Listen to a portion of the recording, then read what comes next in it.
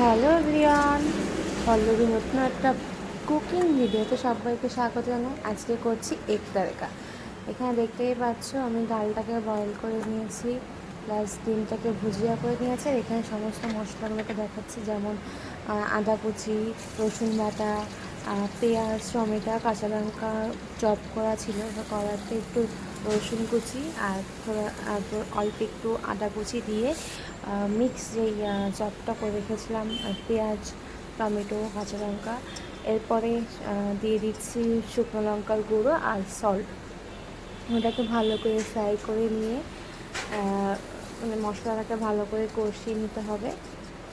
একদম সিম্পল পদ্ধতিতে আমি এগ তড়কা করেছি। তার মধ্যে দিলাম এবার ডাল বয়েল করে রেখেছিলাম, সেই ডালটাকে দিয়ে দিচ্ছি। দেখতেই পাচ্ছ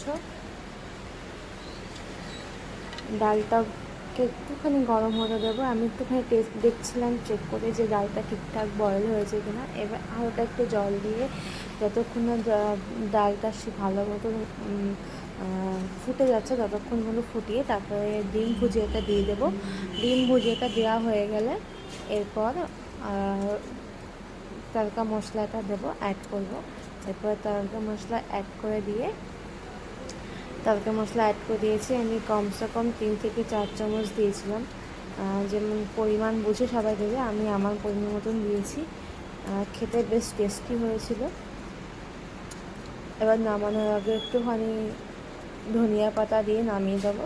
আজকে অবশ্য তোমাদেরকে আমি টেস্ট করিয়ে মানে দেখিয়েছিলাম যে আমি কেমন হয়েছে, সেটা আমি নিজে তোমাদেরকে টেস্ট করে রিভিউ দিচ্ছিলাম। সত্যি অসাধারণ টেস্ট হয়েছিল আজকে এগ তড়কাটা। আমি সেকেন্ড টাইম বানাচ্ছি, অবশ্যই খুব টেস্টি।